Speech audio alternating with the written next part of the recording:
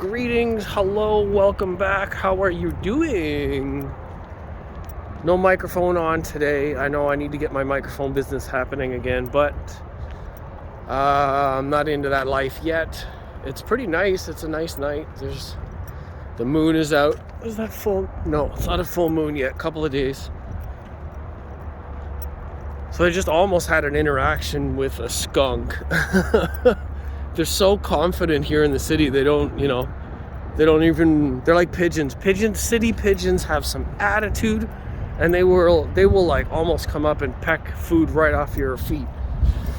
They don't care. Skunks here too. But the thing is, obviously, with any animals that are in cities, raccoons, same thing.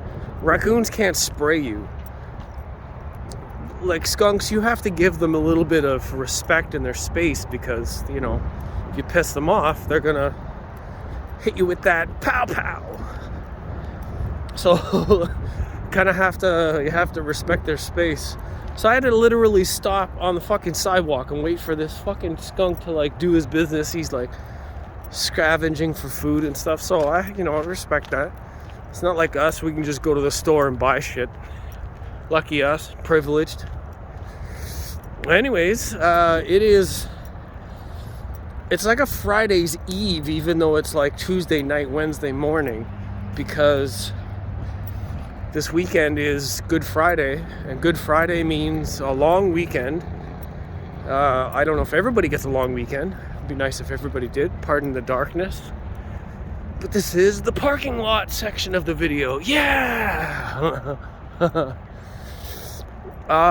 What's been going on lately? So, on my Instagram account, I commented something on like a deep fake version of G.I. Jane with what's her face? I'm not gonna say her name because fuck that.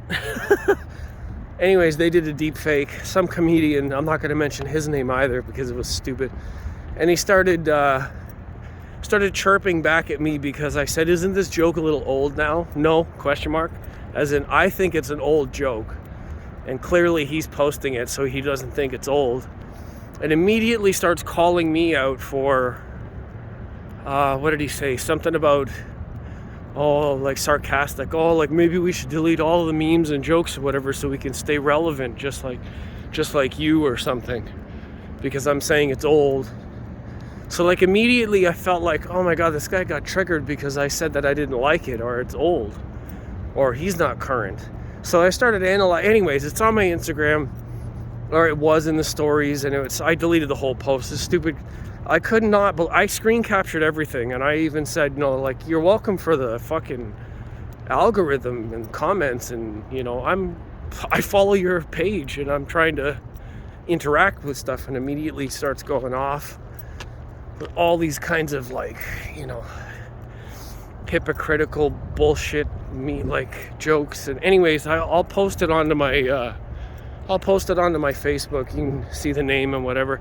But that set me off entirely. Look, you're posting a joke onto your profile. It's public. Anybody can follow you. And if somebody doesn't like it,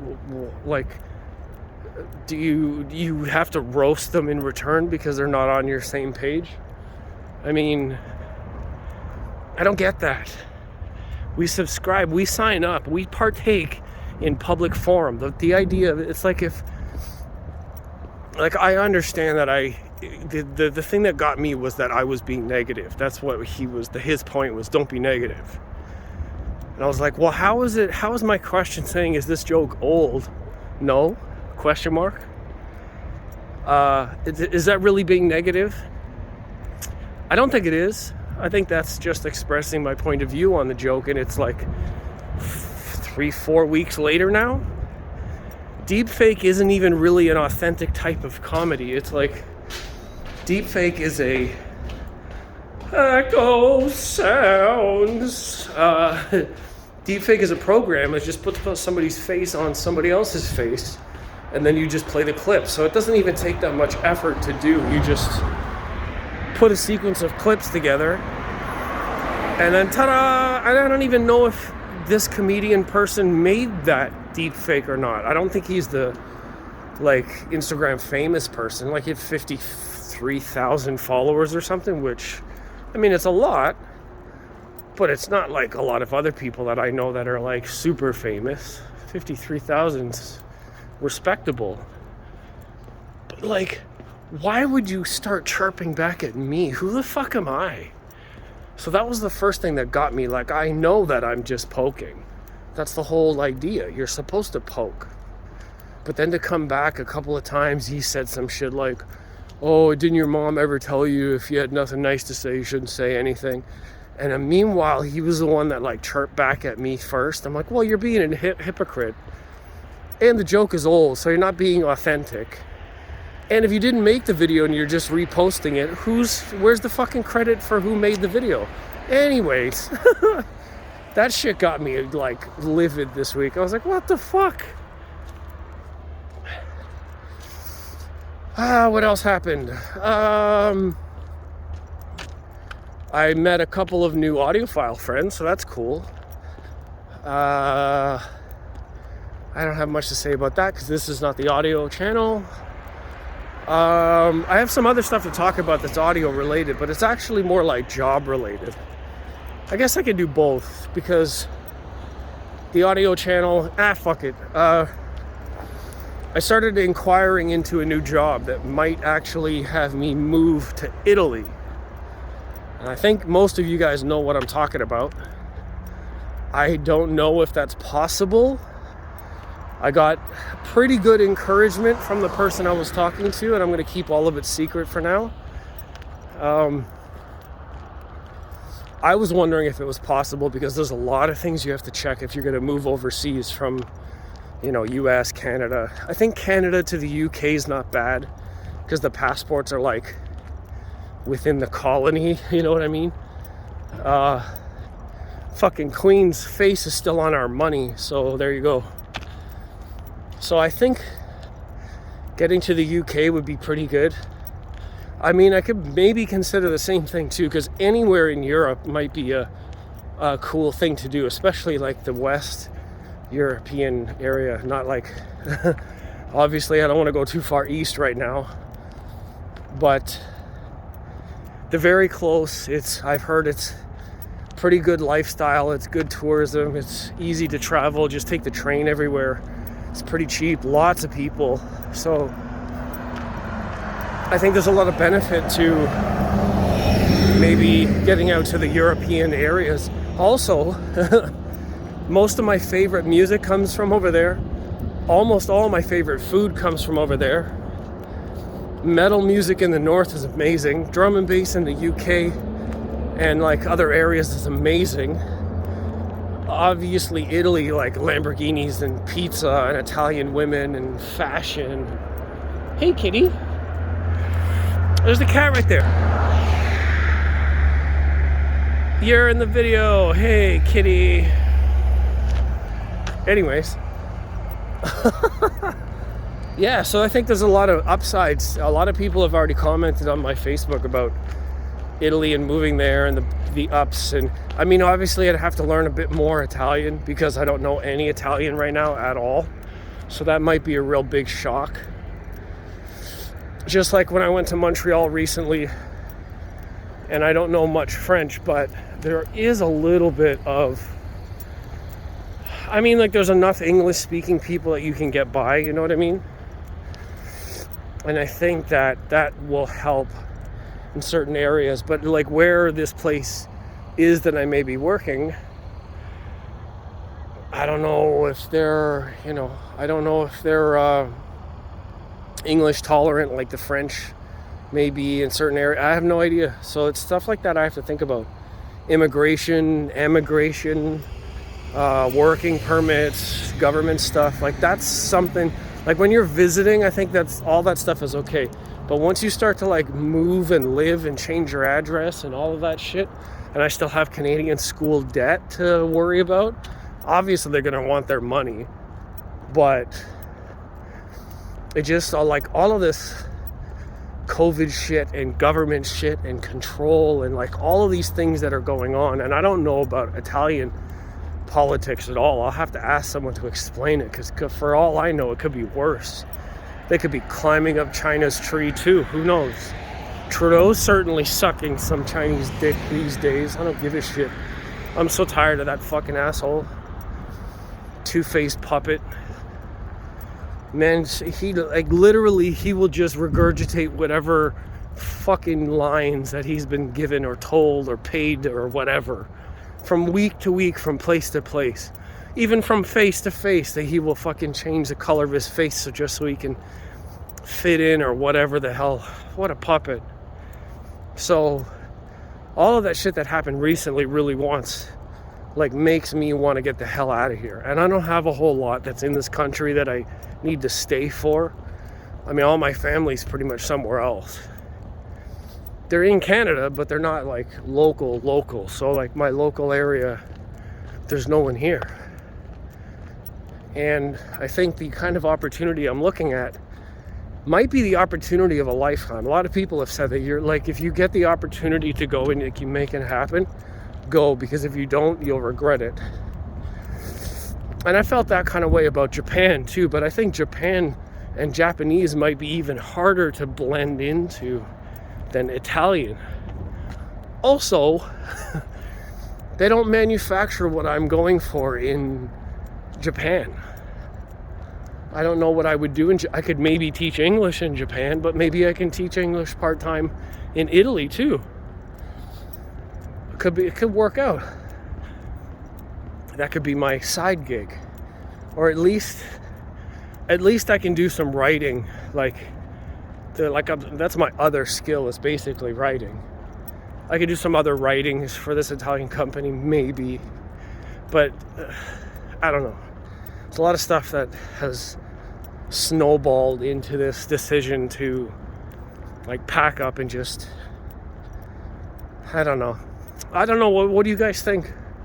What do you guys think about like an opportunity to do something that you really like? Like think about like the most fun that you have doing something, and you could go somewhere and like get paid to do it.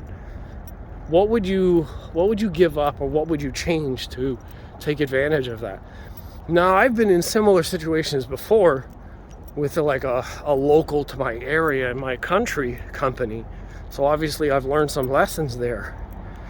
And if I move to a country like Italy, it's not like I can just find something new and just deal with it, because it's going to be, that's going to be tough. But anyways, that's what's on the plate. That's what's been going on in my mind. I've been getting used to this shift at work. It's 10-hour shift, 4 breaks. It's only like 50 minutes. It's not even an hour. Actually, 30. Yeah, it's 50 minutes for breaks and not an hour. I think it's all paid. I was asked today, my mom was asking me, do I like the new job? And I said, well, I like that it pays more. I like that it's closer to home. I like that I have more time of the day to work with. I have better benefits. I have better health protection, health insurance. I have investment options. I like all of those things. I don't necessarily like the work. I'm not invested into the quality of the product, and I'm not going to go out and buy any of the things that I'm making. So you get into this Marxist labor division thing, like where you don't identify with your work, so you become alienated from your labor. Some shit like that. Someone correct me. But I think that's what I was about. I would rather be passionate and care and respect and want to go home with what I'm building. I'm putting my hands on it at the end of the day. Like when Ford Motor Company was created, I believe that Henry Ford paid all of his employees a living wage so that they could all buy a car. And that was the whole premise. Like, that's amazing, to pay your employees enough that they can afford what you're making, or that they can, contribute more to society. Because really, that's what happens in society, I think, socially anyways, is the lower you pay people in order to maximize your profits, or in order to get your business going, the less money people have anywhere to contribute to the economy surrounding the business. So like, you don't win that way. How do you win by scraping the barrel?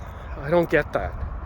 So a lot of these CEOs I've seen out there paying people like a lot more, and I'm assuming, and this is something else I have to think about, because now I have this really good job that has all these perks that I just mentioned, I need to think about changing and moving somewhere else, and what kind of perks and benefits and all that other stuff am I going to get from somewhere else. I mean, it will open a door to a whole other type of industry and audience, and obviously I'll be doing a lot more videos when I'm in Italy because it'll look amazing. Anybody that's in Canada and the US is like, bah, fuck, I've seen sidewalks like that before. That could be my neighborhood. This is fucking boring. But if I'm hiking in the mountains in Italy, boy, oh boy, could I show you guys some shit. Look at me, I'm just swimming in the fucking Lake Como. Hello. Oh man, it just makes me excited to like experience something new. And you're not getting any younger, man. You know, even if it fails. And I spend like 2 years, I was at that company in Canada, and then that shit went sideways. So even if I spend 2 years in Italy and I get to enjoy all that, and I mean, like, I had the opportunity to buy 2 versions of the flagship products from the Canadian company while I was there in 2 years. So if I'm able to ascend or get myself really, really good products from the Italian company, I'd be happy. I just live in the boxes. They're big enough. But anyways, a lot of stuff to think about. So thanks for watching up to this 17-minute mark. I appreciate you guys. I'll check you in the next video. Let me know what you think below. Let's start a conversation. And if anybody wants to host or co-host a live with me, let me know. We can set it up, and I'll talk to you guys later.